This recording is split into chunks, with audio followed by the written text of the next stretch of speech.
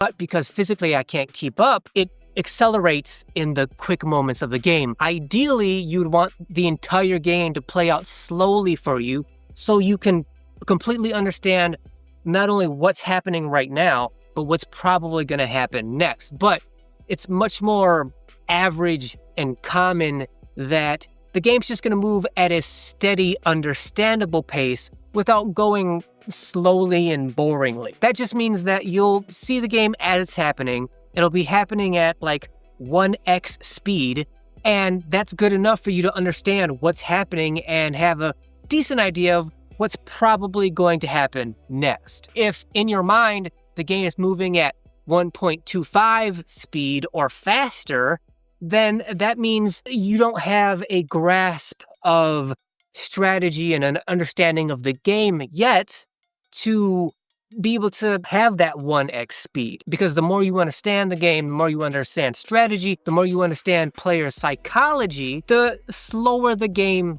becomes, and that gives you more time to understand and prepare and to exploit mistakes. So if you find yourself in that position where the game is moving so fast and you're so confused and you feel like you can't keep up from a mental standpoint because everything's just so fast and chaotic out here in your mind, that's okay. It happens to most new, younger players.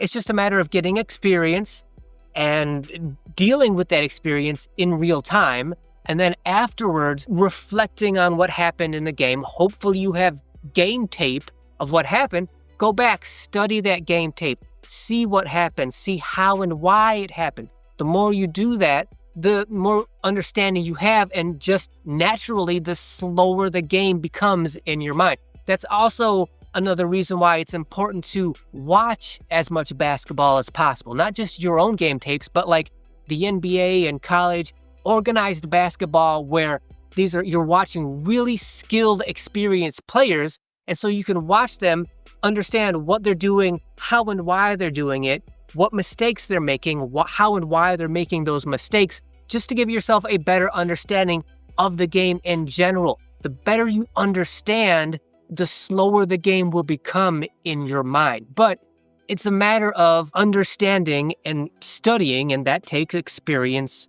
and time. Rounding this out with how to evaluate yourself psychologically, which is my favorite aspect to focus on, because psychological basketball is something that very few players ever consider, and the fewer players that consider it means those players don't have the knowledge and weapons that you do if you do focus on the psychological end of basketball. And really, when we're talking about evaluating yourself psychologically, I think it really just comes down to, are you having fun and enjoying yourself, or are you frustrated? There are all kinds of roads we could go down psychologically as players trying to evaluate ourselves, but to me, the biggest overall bottom line aspect psychological evaluation is, are you having fun? Because that's the definition of recreational basketball. It's to have fun. Now, if you're talking about being an organized player and you have real goals of trying to get a scholarship to college or go professional,